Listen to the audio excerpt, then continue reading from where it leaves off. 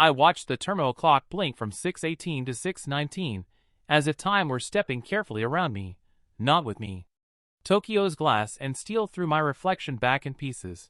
Jawline I hadn't shaved in 2 days, eyes raw from recycled air, and crying in bathrooms. My boarding group hadn't been called yet. I opened the family chat and typed what felt like the smallest, most reasonable request in the world. Flight lands at 7 p.m.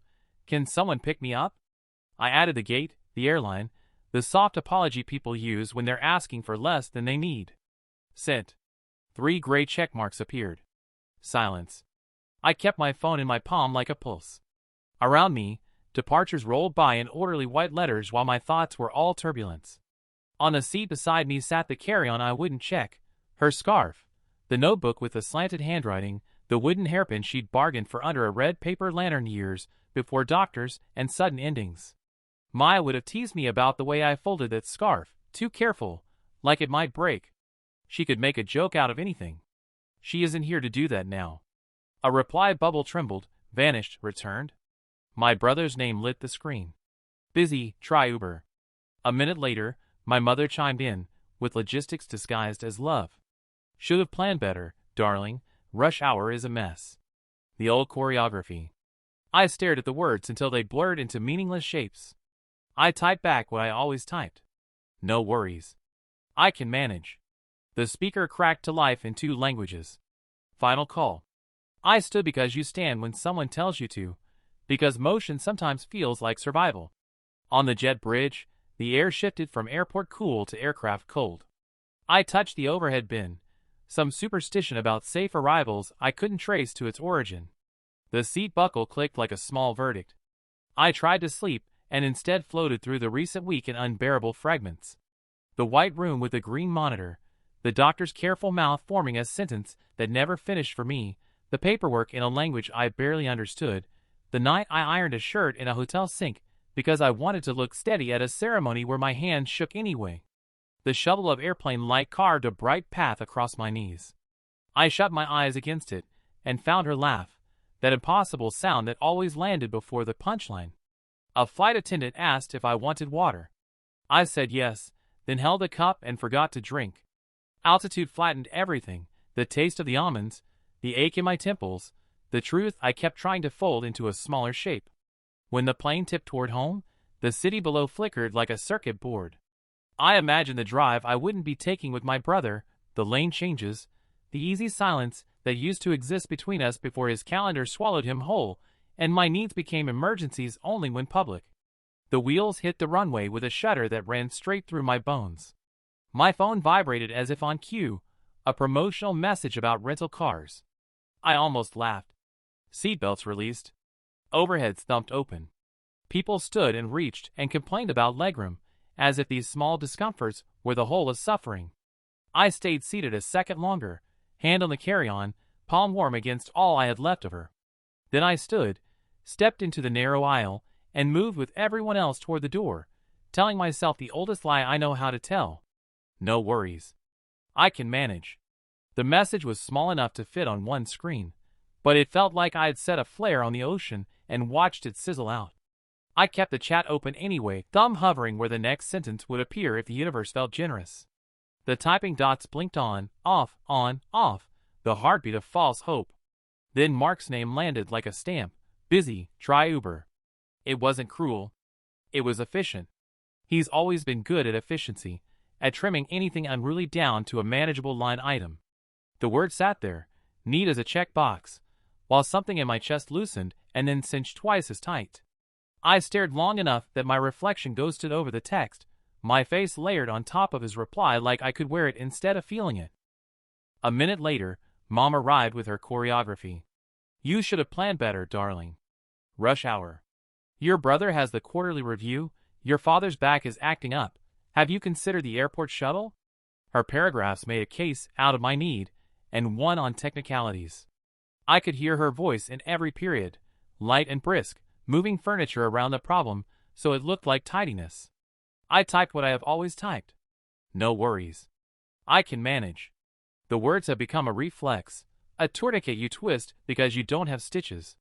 I hit send, and the blue bubble drifted up to join the others, My neat little assurance is collecting like lint along the baseboard of our family history.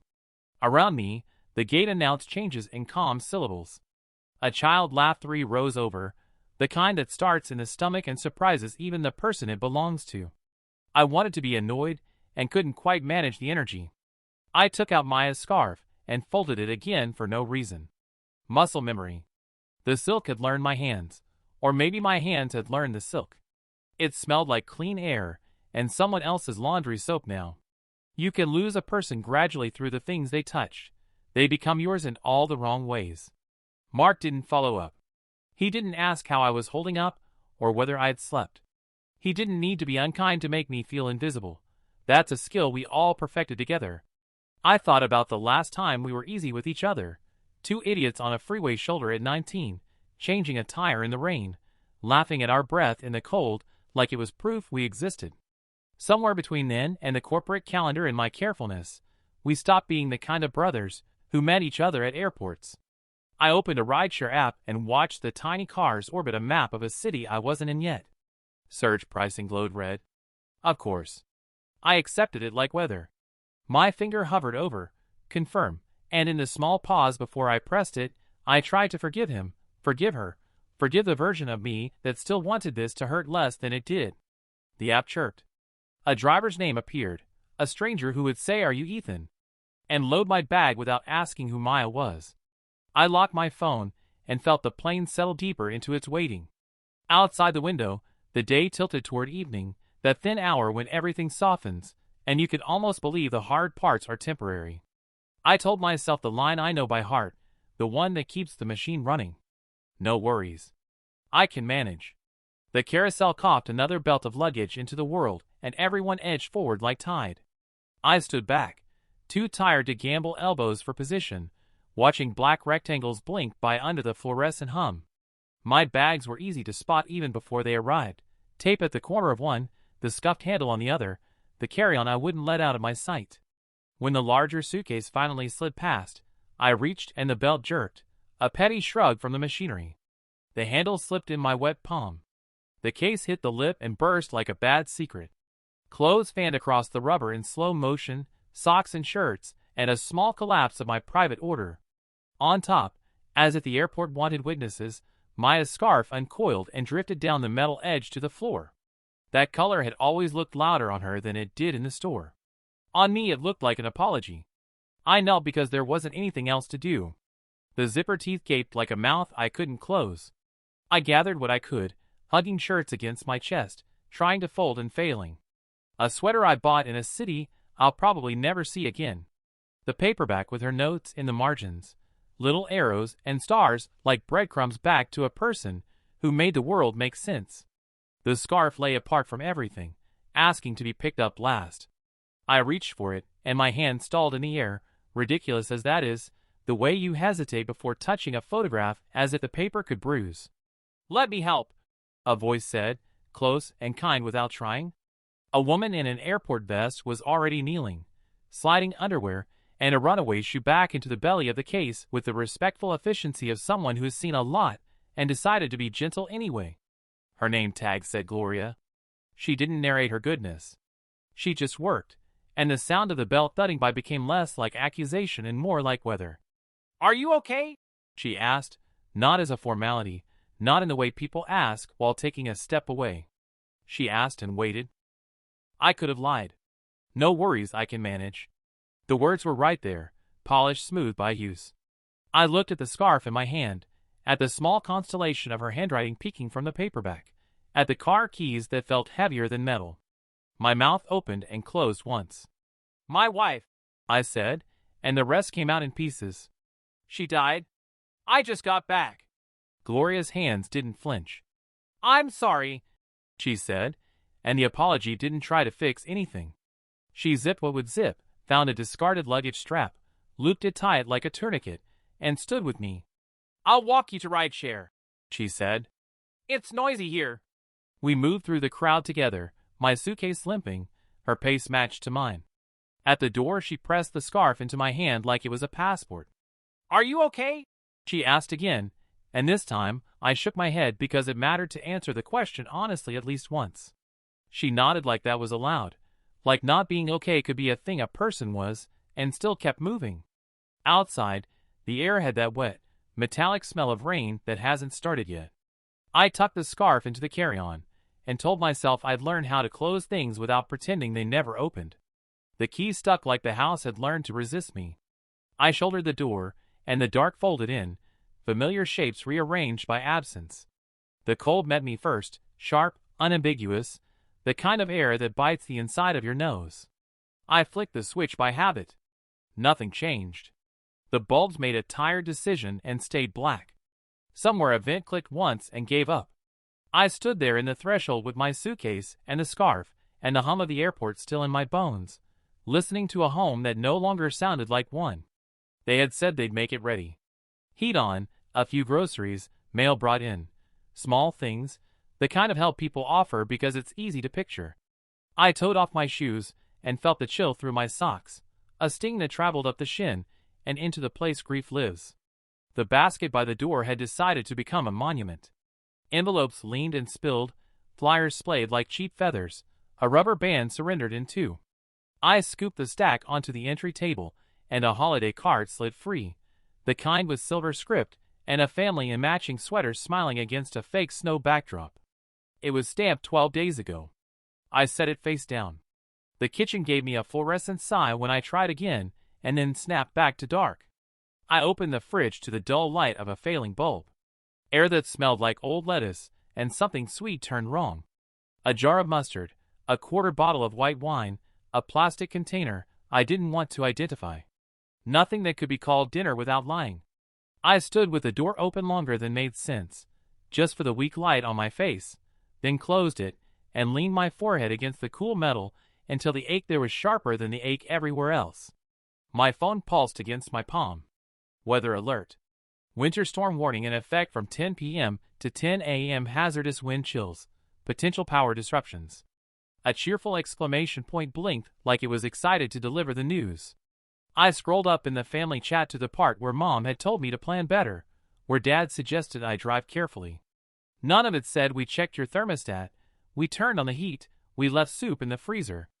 I dropped the phone on the counter, and the sound cracked the room like a small thunder.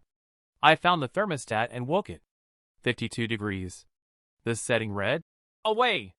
A note to self in Maya's handwriting still curled under the frame.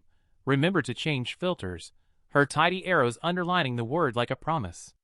I pressed the up arrow, and the unit shuddered somewhere in the walls, an animal deciding whether to rise.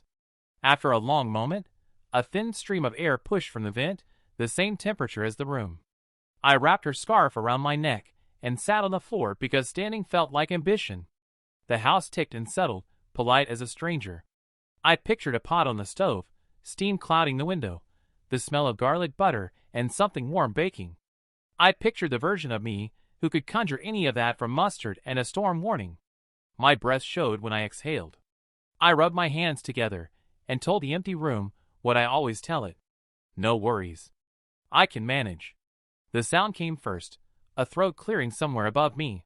Then a new silence, the loaded kind right before glass breaks. I looked up, and the paint over the kitchen doorway made a slow blister, a pale bubble fattening into certainty. It split with a soft gasp. A line of water found the path of least resistance, and then all at once there was a curtain where a wall used to be. It wasn't dramatic, not at first, just steady, indifferent, the way winter makes its case. The stream widened, picked up speed, sheeted down the cabinet face, and pooled on the tile with a confidence that suggested it had been playing this for days. I moved without thinking. Towels, bowls, the roasting pan we never used, anything shaped like a catch. The cold bled through my socks in a minute. Under the sink I found the little wrench Maya had labeled for that one valve by the street, her handwriting turning survival into instructions. I followed the wet marks along the baseboard to the utility closet, then out to the crawl space hatch where the shutoff lived. The metal wheel bit my palm as if offended. It turned a quarter, then half, then finally the shutter traveled through the pipes like a long exhale. Somewhere in the walls the water changed its mind. Back in the kitchen, the drip had slowed to a sulk, but the damage had already learned the room. The ceiling sagged in two places like tired shoulders.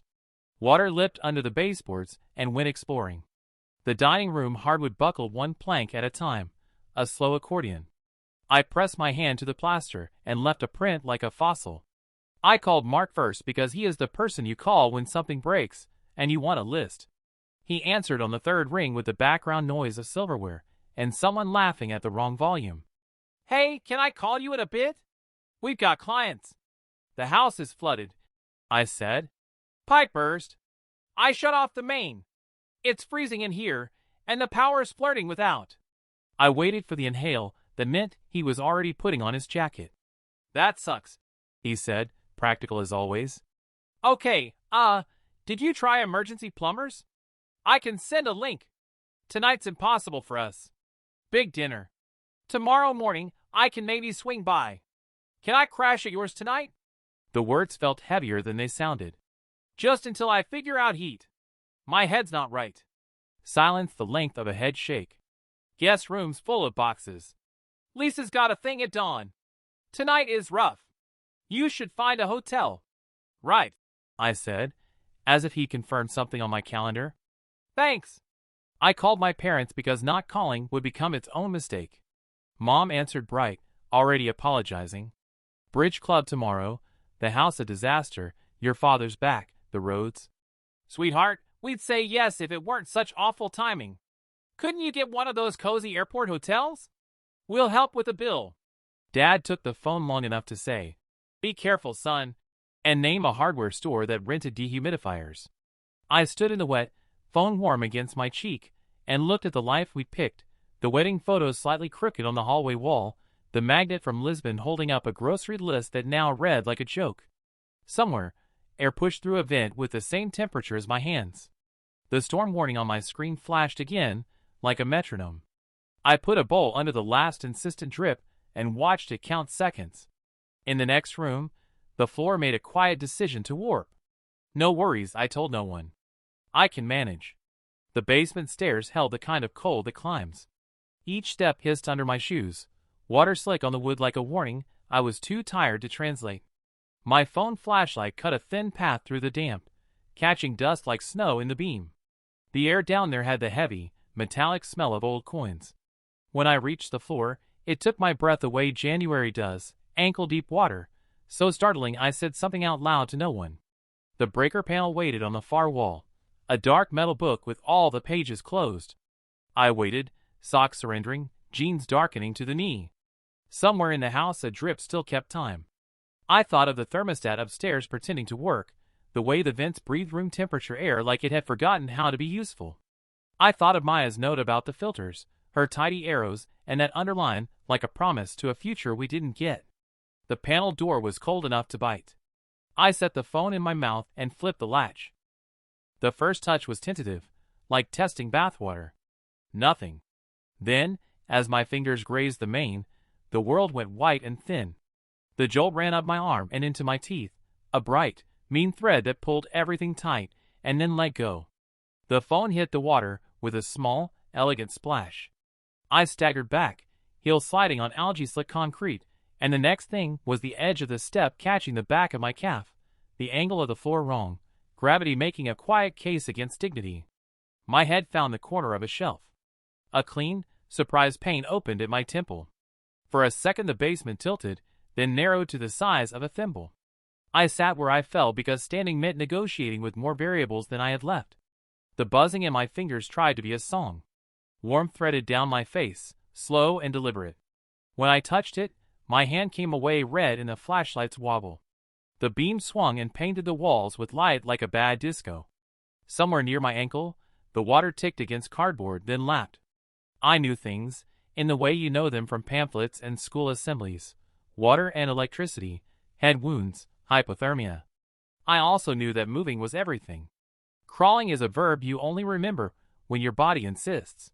Palms flat, knees dragging cold through denim, I followed the base of the wall and then the steps. Each riser was a small negotiation. At the top, the air felt colder, which seemed impossible until I realized the sweat at my hairline had gone icy. I left a line on the floor that would be dramatic later if I cared to look at it. The couch was 3 rooms away and might as well have been a county line. I made it by choosing the next object and then the next, chair, doorframe, table edge, until the cushions took me like a tide. The house clicked in the walls. The carbon monoxide detector slept quiet. My hand shook in a way that wasn't entirely mine. I pulled the throw over me and missed by half. The scarf was somewhere I couldn't get to. I tried to count my breaths and lost the thread at 4. The room pulled back like a receding wave. My last clear thought was mundane and stubborn. I should set an alarm. I should call someone. The ceiling swam. The dark came in on soft feet, and I let it. The sound threads into my sleep like a mosquito at first, a thin insistence that won't decide whether to be dream or fact. Then it sharpens. The carbon monoxide detector doesn't beep. It screams. Urgent, high, the kind of noise that makes your bones want to stand even when your muscles have quit. I surface wrong side up. The room tilts. My mouth is dry enough to crack. Every breath feels like it forgot its job halfway through. I try to sit, and the couch argues. The throw has somehow migrated to the floor. Cold reaches up through the cushions the way water finds basements. My head pulses in a slow, offbeat drum, blood dried to a stiff line down my temple. The detector takes no breaks, carving the space into pieces. I know what that alarm means. I know you're supposed to move, open windows, leave. The verbs line up, and then slide off each other like wet cards. There's a knock under the sound. At first, I think it's part of the alarm, some new feature designed by someone who believes noise can save you. Then it comes again, more body than sound. Fists on wood, a voice trying to climb through. Hello? Ethan? The name lifts and bangs like hail. I blink toward the door. The room has edges I don't trust. The air tastes like pennies. Water, the voice says, to itself maybe, surprised and concerned all at once. Another knock, and this time a word right against the glass. Emergency. I tell my hands to push me up. One obeys. The other trembles, and decides to be decorative. The world narrows to corridor size. I manage 2 steps that feel like borrowing someone else's legs.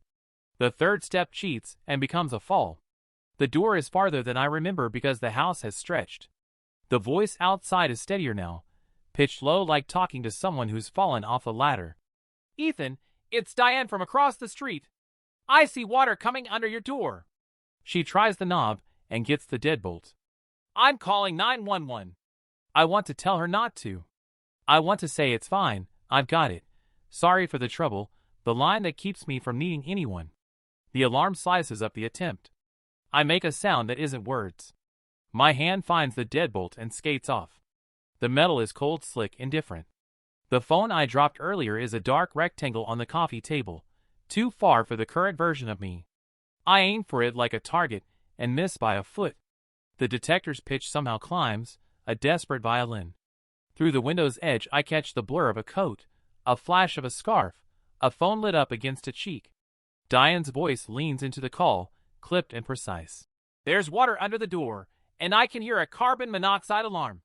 He's inside. He's not answering. The house makes a sound like it's settling into a new shape. The cold organizes itself, moves into my wrists and jaw. I think about the list on the fridge, the magnet from Lisbon, the way the scarf felt when I kept refolding it to make order. I think about the last word Maya said to me that wasn't sorry. The detector keeps counting seconds I can't hold. Sirens arrive before thought does, a distant chorus, then nearer, then right outside where the world turns red and blue against the blinds. Boots on the porch. The door shutters, splinters, opens like a lung. Air, fast and cold. A shape kneels in front of me, a voice with purpose replacing my flimsy ones. Hands under my arms, a mask over my face, oxygen pressing in like a firm reminder. Someone says my name until it sounds true. Got you, Diane says from somewhere behind all that activity, and I want to tell her she did. My vision tunnels in and out, small and then smaller, but the screaming stops and the world fills with human voices instead. I let them carry the rest. Fluorescent light makes everything look more honest than it needs to be. The ER ceiling is a grid that never ends, a lit chessboard moving over me, while wheels catch on hallway seams. Someone says hypothermia, and someone else says possible concussion, and the words roll over like weather reports. The oxygen mask smells faintly of plastic, and something clean, Each breath feels supervised. I try to nod to prove I'm cooperating, and the room lurches forward without me. They park me in a curtained square where time loosens its watchband. Electrodes bloom on my chest like pale coins. A warm blanket arrives and then another, tucked like they're building me back from the outside in. When I close my eyes, the light follows through my lids, an afterimage that insists on its shape. Behind it, Maya walks in memory, as if the floor always knew where her feet would go. The way she said my name when it was a joke, the way she said it when it wasn't. I file each version away like proof. A nurse introduces herself, and the name stays. Jessica. The syllables sit down and don't hurry off. She has that tone I trust, neutral, steady, a voice you can set a glass on. She takes vitals, glances at the monitor, at the jagged little city skyline of my heartbeat, and looks back at me like she's comparing the two. On a scale of 1 to 10, how is the pain? She asks. It's a question designed for math, and I bring her weather. It moves, I say, and she nods like moving is a number. She cleans the cut at my temple with a touch that is more apology than antiseptic. You're safe, she says, practical as a fact, not a promise. The word lands and unspools a little heat under the blankets. Anyone here with you? She asks, clicking something into the electronic chart. The ceiling grid waits. Footsteps pass. A child coughs next door. A neighbor found me, I manage. Diane? My family, not yet. Jessica's pen pauses, then resumes. No theatrical sympathy, no sharp intake of breath, just a small adjustment in the way she stands, like she's moved closer to the problem. Do you live alone? She asks. Yes. Any pets? No. She taps the box that answers a different question and then, without ceremony, says the truth out loud while she types it. Patient lacks safe support at home. The words sound like steel framing, functional, load-bearing. She explains what they're doing to me as if I'm capable of owning it. Warming protocols, oxygen for the carbon monoxide, monitoring for arrhythmias, a scan to be sure my brain hasn't decided to rearrange itself. When she leaves, she touches the blanket at my shoulder with 2 fingers, a calibration more than comfort. I memorize the gesture because it says more than people who know my middle name have managed in months. The scan is a tunnel that hums. I close my eyes and imagine Maya humming back, out of tune on purpose, daring me not to laugh. When they wheel me out, Jessica is there again, as if the hallway formed around her. We're keeping you tonight, she says. You'll thaw. We'll watch the head. She looks past the chart. We're also going to talk about where you go after. Not just an address. A plan. I want to say no worries. I can manage. The sentence lifts and then drops, heavy with its own history. Okay, I say instead, and the word feels like handing over a key I've kept on my tongue. She writes one more line in the chart and, for the first time since the alarm, I let the lights be as bright as they want. Hospitals have their own weather. The air moves in drafts you don't feel until a curtain lifts and a new temperature slips in. Late afternoon flattened into that gray hour when everyone waits for test results and family members go in search of coffee. A TV hung from a ceiling arm across the hall, sound low enough to be mostly lips moving. Jessica adjusted a drip and told me to rest. I closed my eyes and drifted in a lane between sleep and whatever comes after sleep when you can't quite make it stick. Somewhere outside my square of light, a paramedic laughed in the way people do when something isn't funny. You laugh to file it. Guy just flew in from overseas, another voice said, the consonants clipped with frustration. Text his family, can someone pick me up? Brother says try Uber. The syllables skittered along the tile and under my curtain. I felt them land before I admitted they were mine. There's not much privacy in a place designed to keep you alive. Stories move the way gurneys do, quickly, following the path of least resistance. The reporter was there for the storm, I learned later. Cameras like bad weather because it shows up on schedule and looks good on TV. He stood near the nurse's station with that half-apologetic stance the kind ones practice, notebook under his thumb. I dozed through the shape of him. Diane's name surfaced, then sank. The paramedic's voice again, softer now, like he'd put a hand on something fragile. Wife died. Alone in a cold house. Could have been worse. When evening arrived, it brought more lights. The hallway TV nudged its volume to compete with the cafeteria carts. B-roll of snow edging gutters, of salt trucks nosing through intersections, of maps shaded winter blue. The anchor's mouth-shaped words I didn't need to hear to recognize. Storm, outages, safety. Then my front steps appeared on the screen, familiar in a way that made my stomach tip. The camera held the ruined door, then the spill of water like a tongue. Tape cordoned off part of my life. The cheering climbed into place with the certainty of a verdict. Widower returns from abroad too near tragedy. Jessica paused with the blood pressure cuff in her hand. "We can change the channel," she said. I shook my head because it wouldn't matter. There was no other channel that didn't also have me in it now. They ran the text thread as if it were a weather map. My small blue bubbles. Mark's clean reply. My mother's tidy logistics. My steady, useless no worries. They blurred names, but left the shape intact.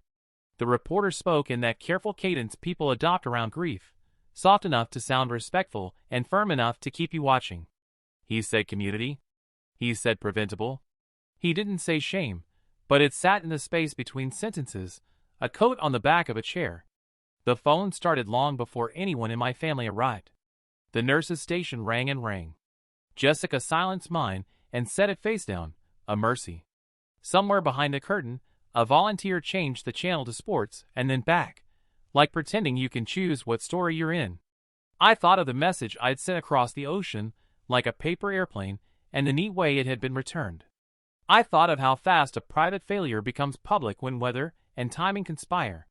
The TV played my ruined threshold on loop, as if repetition could turn it into information. Jessica touched my shoulder, a small anchor. "Your neighbor did good," she said. The word neighbor felt heavier than family in my mouth and more true. I watched the screen flicker my house into something consumable, and tried to breathe like I wasn't a headline. They arrived in a gust of perfume and cologne, relief already arranged on their faces. Mark first, phone in his hand like a passport, eyes scanning the room for the camera that wasn't there. "Jesus, Ethan," he said, and kissed the air near my temple without touching the bandage. "We just saw. Look, the piece makes it sound like—" He broke off, composing. Mom moved straight to the tray table and began tidying objects that didn't need it, turning the plastic water cup so the logo faced forward, aligning the call button with the bed rail like a showroom. Dad hovered at the curtain, taking the room's temperature the way he does at a work event, measuring where to stand so he won't sweat. "We're here now," Mom declared, louder than necessary. "You'll come home with family." "Of course." She looked at Jessica as if the nurse might object to common sense. "We'll manage everything. People need to see that." Mark cleared his throat. "The station played the texts out of context," he said, and the word context did a lot of work. "Clients watch the 10 o'clock. It's already on Twitter. I'm drafting something that clarifies, not the details, just, the love and support." Dad finally approached, hands in his pockets like he'd forgotten what else they were for. "Son," he said, and the syllable was heavy with meanings I couldn't open. "We'll get you settled. This is not how we look." Jessica stepped in as if she'd been there the entire time, clipboard tucked against her ribs, voice set to level. "Hi, I'm Jessica. He's stable. He needs warmth, rest, and monitoring for 48 hours. After that, he'll need a safe place. Minimal stress." She let the word safe sit in the air for a beat. "Home," Mom repeated, as if closing a deal. "With us. We have the guest room. We'll take shifts. I can postpone bridge club." The last part sounded less like sacrifice than press release. Jessica turned to me. Not a performative pivot, not a stage move. She simply changed her angle until my eyes were the only ones that mattered. "Ethan," she said, quiet enough that the room had to lean in. "What do you want?" The question startled me like cold water. I felt the old sentence rise. No worries. I can manage. The reflex that patches other people's comfort over my need. It reached my throat and met the edge of the oxygen I'd been given all afternoon. I looked at Mark, at the way his thumb kept flicking the side of his phone though the screen was dark, and Mom, calculating the optics of a wheelchair exit, at Dad, already composing a sentence with the word proud in it that wouldn't touch the center. Jessica waited.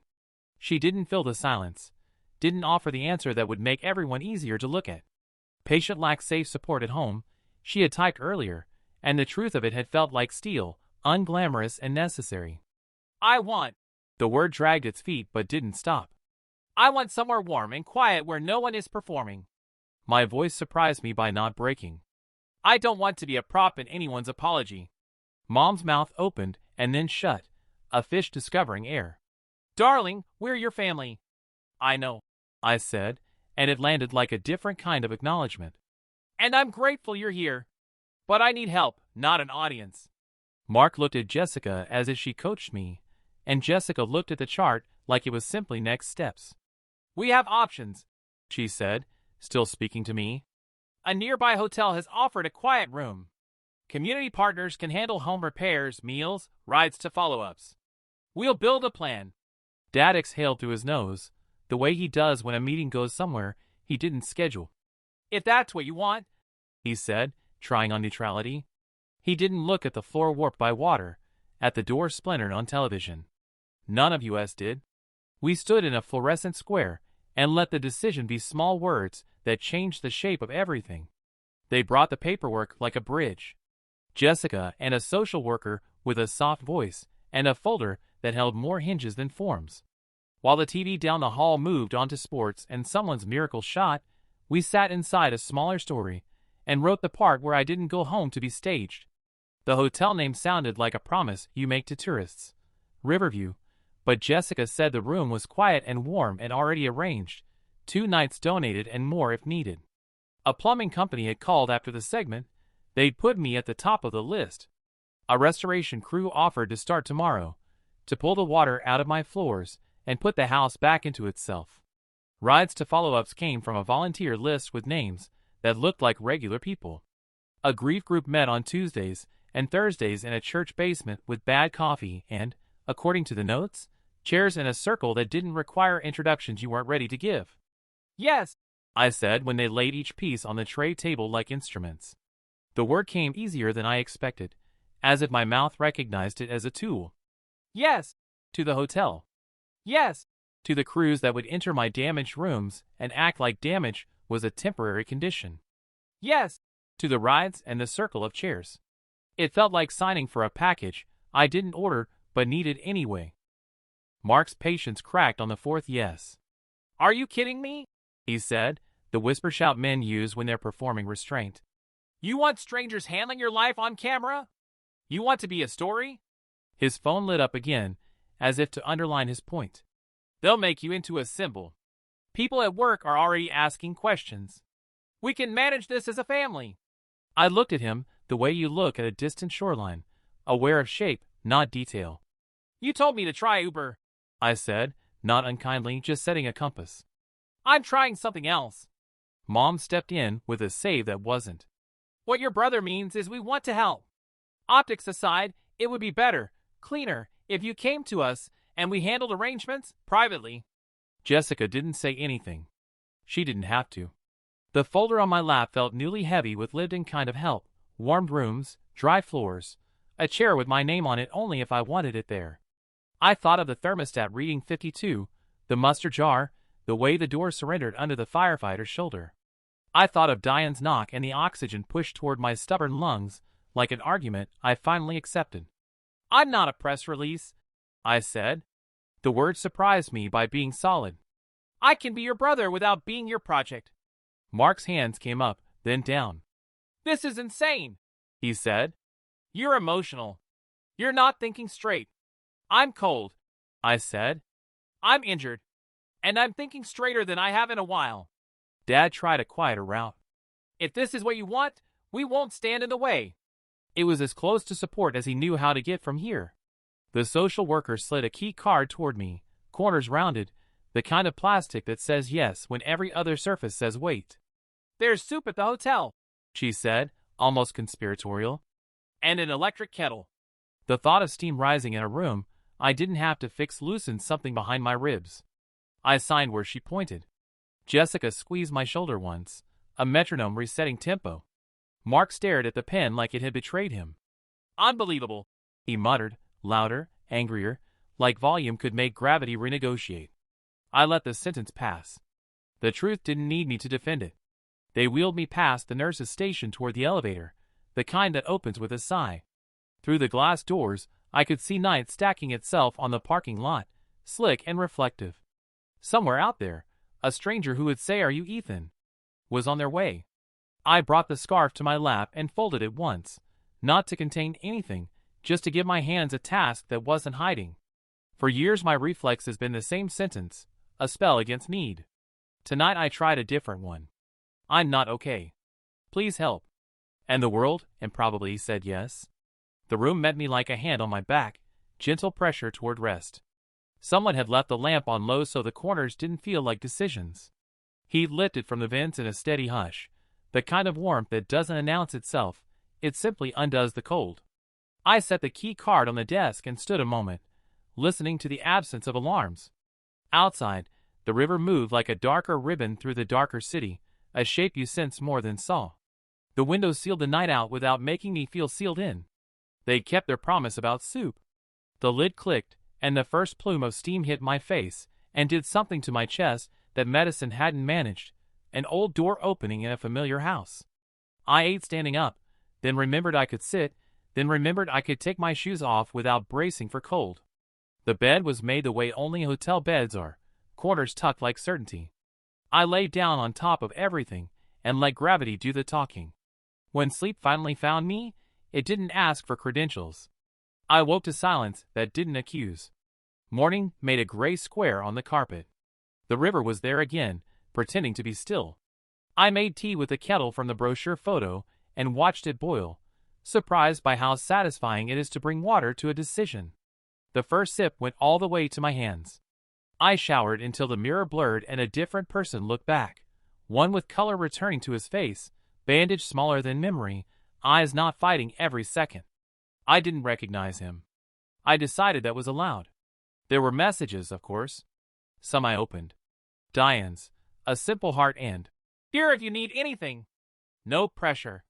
Jessica's update, clinical and kind. Mark's, careful sentences built for an audience that wasn't me. Mom's long paragraph about appearances, about how people misunderstand, about forgiveness as if it were a group event. I put the phone face down and let the world be bigger than its rectangle. In the quiet, her voice found the room. Not loud, not ghostly, just the way memory moves when it knows you're finally still. "You don't have to earn love to deserve care." She'd said it after a flu that turned me useless, after I apologized for needing soup and a hand on my forehead. I'd argued then, because arguing is easier than receiving. She'd laughed, kissed my knuckles, and said it again, slower like she was teaching me a second alphabet. I wrapped the hotel robe around a body I was trying to be gentle with, and sat by the window. People moved along the river path, small and determined inside their coats. I tried the sentence on my own mouth. "You don't have to earn love to deserve care." It felt strange, like wearing someone else's jacket that somehow fit better than mine. The kettle clicked off behind me. Heat breathed from the vents. A restoration crew was somewhere in my house measuring damage and making plans. A chair in a church basement had a space saved that didn't require me to be good at anything. I ate the second container of soup without apology. I napped because I could. I breathed on purpose a few times, counting to 4 like a beginner. In the margin of a hotel notepad, I wrote 2 lists, things I can do today and things I don't have to. Under the first, drink water, answer Diane. Under the second, fix the past, manage anyone's optics, pretend I'm fine. The pen left a groove you could feel even if you closed your eyes. I kept the page. It felt like proof that even here, in a room I didn't own, I was allowed to exist without performing my worth. The knock was modest, the kind people use when they're not sure if a door belongs to sleep. I opened it to Diane with a paper bag, and the kind of smile that doesn't ask anything back. "Chicken barley," she said. "Made too much." We both let the fiction stand. She set the container on the desk, added a wedge of lemon, a heel of bread wrapped in a napkin, and a little packet of salt she'd slipped from some diner long ago. "I won't stay," she said, and then did, 5 minutes on the chair by the window, watching the river with me like it was television. When she left, the room felt warmer in ways the thermostat couldn't claim. My phone buzzed with a number I didn't recognize and turned out to be the restoration team, voices bright, not giddy, just practiced at carrying people through wreckage. They'd sent a lead out first thing. Photos arrived one by one. Plastic sheeting curtaining off rooms like theater, fans with their blunt mouths, hoses and bright cords, machinery that looked loud even in stillness. A close-up of the crack that started it all. Another of lifted baseboards labeled like evidence. "We've got the moisture down in the dining room already," the caption read. "Subfloor holding. Ceiling demo tomorrow, then dry out, then rebuild." They had a way of saying wrecked things that made them sound temporary. In the afternoon, a hotel envelope slid under the door with my name in a careful hand. Inside, a note on stationery with the river embossed in blue. "Are you Ethan? From the driver last night."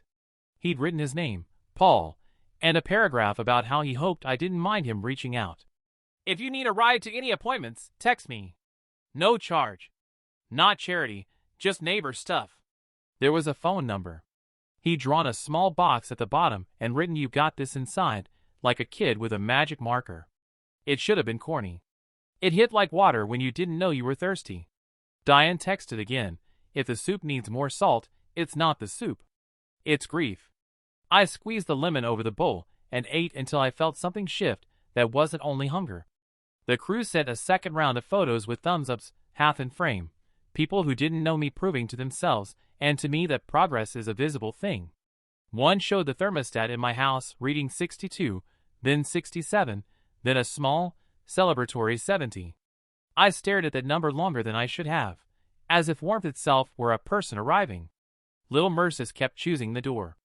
A front desk clerk who slipped me extra tea bags with a conspirator's nod.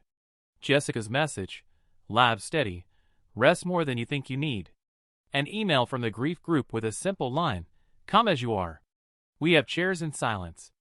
I put the note from Paul in the drawer with the hotel notepad where I'd written my 2 lists. I saved the photos of wet wood drying into future floor. I rinsed Diane's container so I could give it back clean. None of it fixed the shape of the missing, the way the room sometimes tilted toward an absence with its own gravity. But together they built a small scaffolding around the hurt, enough to stand on, while I learned new balance. I breathed, and this time the air didn't feel like a test. They started with the parts that made noise. Fans with blunt mouths roared in the rooms where water had rehearsed its disaster. Dehumidifiers hummed like obedient engines. Plastic sheeting turned doorways into wind instruments. The crew moved through it all with a choreography that said this wasn't the first home they'd taught to breathe again. They named each step as if naming were a kind of repair: demo, dry out, roughen, inspection, finish. Words that stacked into a ladder I could climb with my eyes when standing felt ambitious. The ceiling that had sagged like tired shoulders came down clean. New drywall went up in bright sheets, seams taped with the quiet confidence of people who know how to make lines disappear. An electrician with a soft laugh traced the house's nervous system and shook his head at decisions made by previous owners who believed in optimism more than code. He replaced brittle runs with copper that didn't argue, added GFCIs where water and electricity pretended to be friends, labeled the breaker panel with a handwriting so tidy it felt like a kindness. A plumber with forearms, like tree trunks, talked about insulation the way some men talk about baseball. He wrapped pipes in jackets and rerouted the sketchy line that had frozen, teaching the house to hold its heat like a good secret.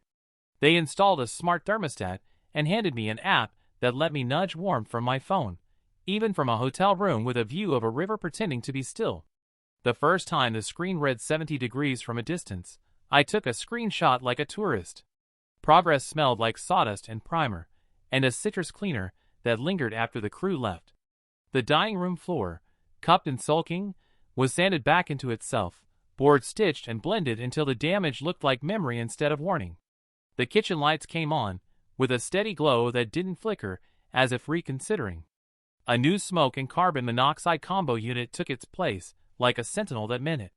Every upgrade clicked into place with a small sound of consent, and in the quiet that followed I could hear the older story under the new one, the way I'd learned to live in a house that didn't quite work, telling myself it was fine because it was mine. I'd been practicing that lesson a long time, long before pipes and wiring. Growing up, we didn't name neglect, we called it busy. We didn't say no, we said later, and later became a place where needs went to thin out. Mark learned efficiency. I learned invisibility. Mom curated appearances, and I became the neat blue bubble. No worries. I can manage. The phrase had become my smart thermostat for feelings, turning everything down to a survivable 52. Convincing myself numb was comfortable. Standing in my kitchen with new light that didn't flicker, I realized how often I'd accepted the flicker because changing the bulb meant admitting the room wasn't bright enough. The house healed in increments, and each fix reframed the past like adjusting a picture until it finally hangs level. The door replaced after the fireman's shoulder had its own heft. It closed with a sound that wasn't apology. I ran my hand over the new trim and felt a steadiness I wanted to learn in the rest of my life. The app on my phone showed graphs, humidity dropping, temperature rising, proof that small, consistent work changes a climate. I stood under the new ceiling and pictured the old blister that had split open, the line of water that had made its argument. I didn't need disaster to justify improvement. I didn't need to collapse to deserve repair. The crew packed their tools and left the rooms echoing in that brief, hopeful way space is due before furniture returns. I set Maya's scarf on the back of a chair and left the house, and I practiced keeping warmth without anyone performing for it. Outside, winter kept to its schedule. Inside, the vents murmured, and I understood, finally, that expecting more isn't arrogance. It's maintenance. The letter from the insurer arrived on a Tuesday, ordinary as junk mail until it wasn't. I slid it open with my thumb and sat at the kitchen table under the new light that didn't flicker. Numbers stared back in a serious font. The money didn't feel like relief. It felt like a translation, love measured by actuarial tables, absence rendered in commas. I made tea and let the kettle carry the room for a minute. Then I opened my laptop and the tab I'd been avoiding labeled simply, Fund. We joked about scholarships once, on a train rattling through a country where neither of us spoke the language and everything tasted like citrus. One day we'll help some kids see the world, Maya said, feet on the seat like she was always a little too much for one chair. We'll cover the important stuff. Not just tuition. The oh-no's. She'd love contingency plans because they were hope wearing overalls. I named it the Maya Rao Memorial Travel Fund, and the words found their shape without my permission. The application page asked for a mission statement. I wrote about opportunity and also about airports at 7 p.m., about time zones and hospitals, and the way distance can turn need into logistics. I wrote about the little emergencies nobody budgets for, last-minute flights for a parent's bedside, extra nights when storms ground you, the kind of translation you can't do with an app. The fund would cover airfare home in a crisis, housing during delays, emergency medical gaps abroad, and a small cushion labeled human. If a student needed a passport in a hurry, we'd pay the fee. If they needed an adult to pick up the phone at 2 a.m., we'd be that adult. The University Foundation sent a woman named Alejandra, who spoke about endowments, with a warmth that surprised me. She asked about disbursement schedules, investment vehicles, reporting. I asked about speed. When something breaks, I said, I don't want a committee. I want a ticket. She nodded and drew a little lightning bolt on the draft policy. We can build an emergency lane, she said, like it was a thing you could set in concrete. We built rules that made exceptions on purpose. We wrote a clause for grief. No documentation beyond a student's word and one trusted contact. We added a stipend for therapy sessions during or after a crisis, no questions besides. Where should we send it? Alejandra smiled at the human line item and didn't make me rename it. At night, I spread papers across the table the way we used to spread maps. I underlined verbs and pictured hands reaching for them. Apply, approve, book, return. I printed her name on letterhead and felt the way it steadied mine. When the fund website went live, the university tweeted a link with a photo of the river that runs past campus. I sent it to Diane and Jessica and Paul, then to Mark and my parents without commentary. The site counter ticked.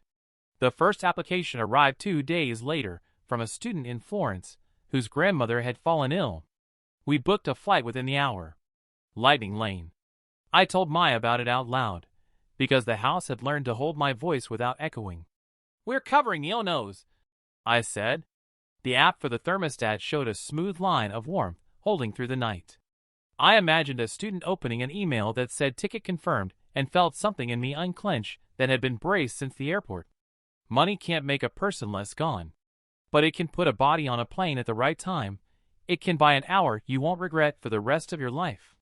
That seemed like a kind of love I was finally allowed to give. It came in an envelope with my name written, like he was concentrating. No return address, just the quiet of real paper. I turned it over twice at the kitchen counter, half expecting it to apologize for existing. Inside, a single page. His handwriting was neater than I remembered, the engineer's print he'd used on garage notes and Christmas lists. "I've been thinking," it began. "Not about the news. About the door. About the cold. About the sentence you always use, 'No worries, I can manage,' and where you learned it.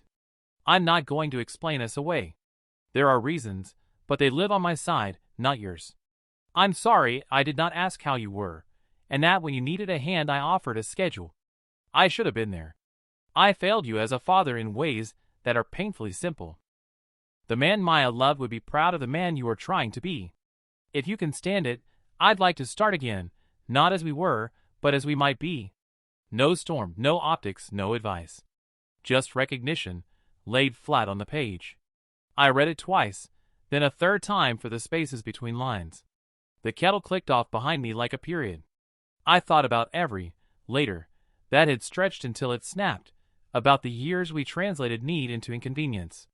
I thought of the hospital room, and the way he'd said son like a decision he couldn't quite make.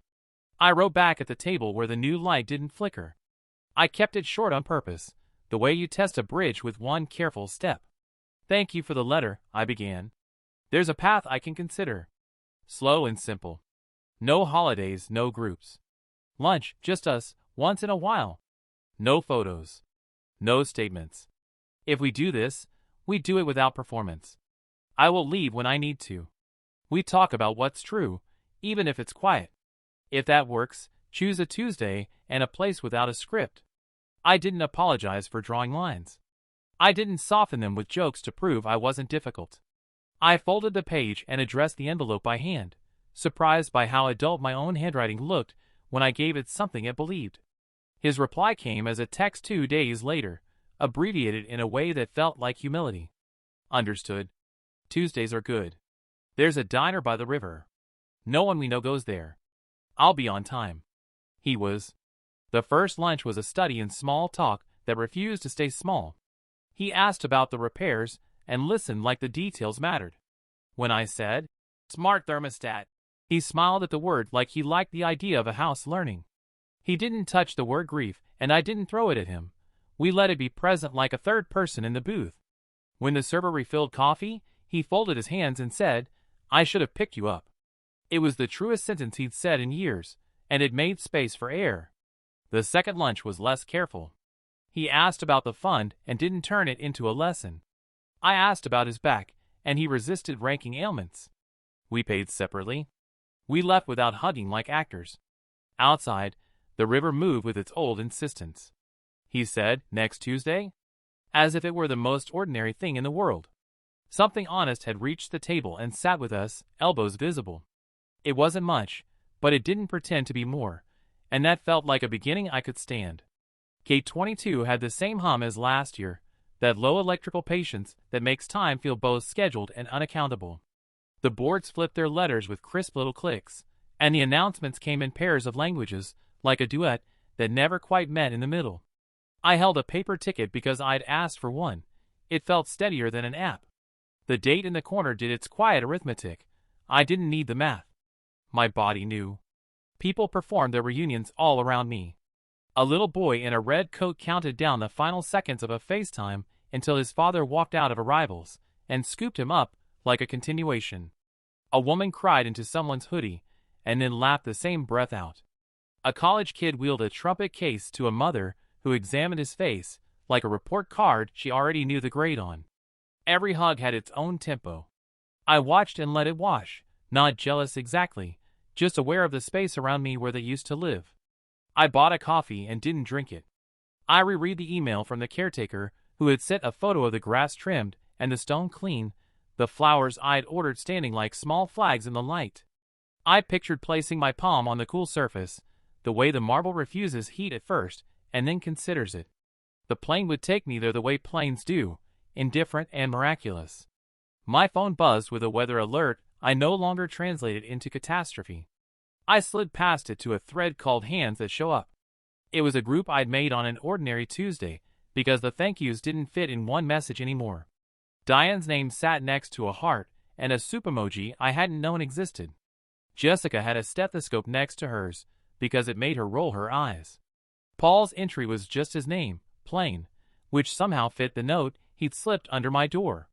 The crew had added themselves as a single contact, restoration, followed by a thumbs up I could hear. I typed without rehearsing. Headed out? Gate 22. Anniversary trip. I'm okay, just wanted you to know where I'll be for a bit. 3 dots appeared, disappeared, returned like breathing. Diane first, I'm so proud of you. Text when you land, I'll water the plant. Jessica, safe flight. Hydrate.